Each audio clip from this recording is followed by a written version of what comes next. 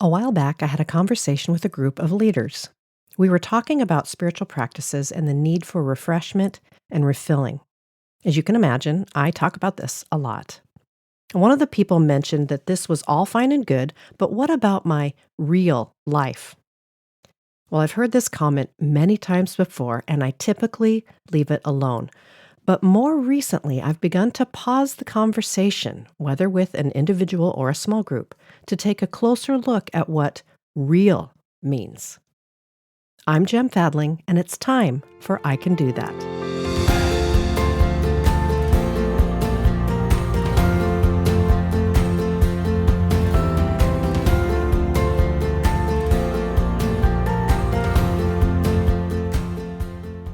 If you're finding this podcast encouraging and helpful, please share it with a friend. We're always better together, so let's move at the pace of grace and grow at the pace of transformation. It also helps if you rate and review this podcast. These are little moves, and they help podcasts like mine be found and to grow. Thanks so much for your help. Back to our small group conversation. I gently asked the question, what is real?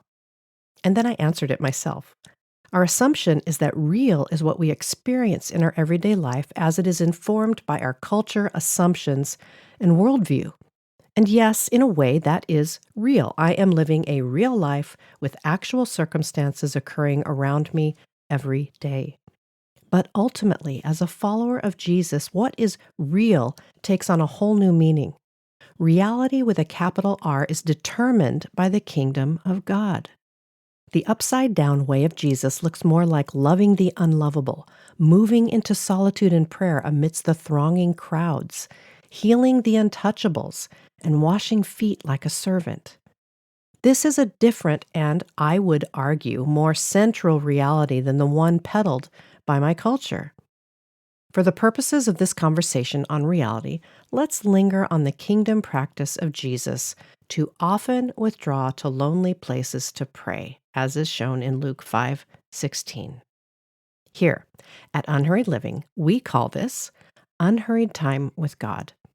It might be better known as silence and solitude, but whatever you call it, making space for time like this is one of the most real things you will ever do. It is when you get to remember who you are. You get to lay down all that ensnares or distracts and simply be a child of God, holy and dearly loved. Recently, I was sharing this idea with someone, and the term factory settings for your soul emerged from my lips. I described it as a chance to reset and be cleared of all that had been building up inside of me. I then took time to look up an article to get a handle on what a factory reset actually is and does, and I found this simple and informative post written by a man named Joe Fedewa. So here are a few quotes from his article.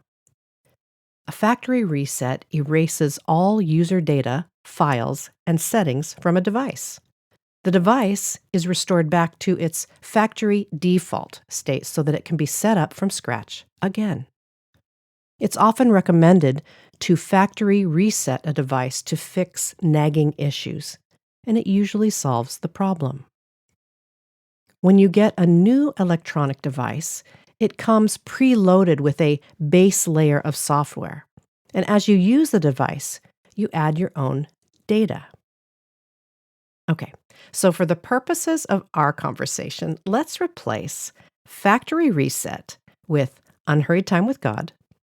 Let's replace device with me, and factory default. Let's replace that with my true self within the kingdom of God. And it's the phrase, you add your own data, that gives me pause here. This added data usually translates into what I consider to be real, and I can end up believing in a cultural system that is not conducive to my soul, my relationships, or my work. We are in the kingdom of God. The kingdom of God is within us. Returning us to factory settings is to reset back to reality with a capital R. Remember the upside-down ways of Jesus? This is our reality. What is real is that we are chosen and dearly loved. What is real is that I am being shepherded by the Good Shepherd himself.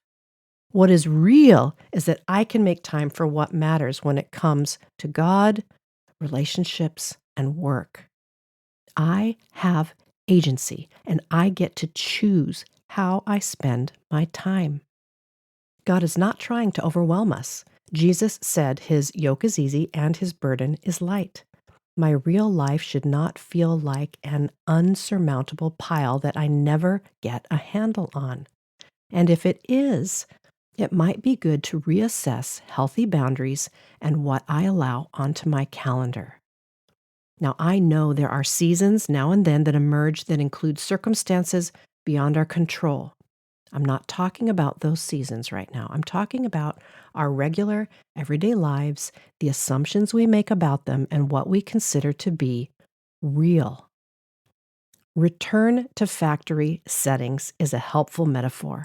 And like any metaphor, it breaks down if you push it too far, but I still think the idea of returning home to my original state is a good one. And making time to pull away from everything and everyone, even for 1 hour, is greatly beneficial. Alone time in a receptive posture with God is one of the best ways to allow all the facades, control issues, and other dynamics to take a rest. I don't have to be or do anything except be a loved child of God. This is the ultimate reality with a capital R. I return to my factory default as a beloved daughter, a beautiful reality. Here's your I can do that for this week. What would returning to factory settings look like for you? Take a moment to discern and then get some time on your calendar, even if it's just 1 hour sometime this month. Yes, it's this practical. Without a plan, it will surely not happen. So make it a priority to get in touch with reality with a capital R. Remember, you're making your way forward one small, simple, and gracious step at a time.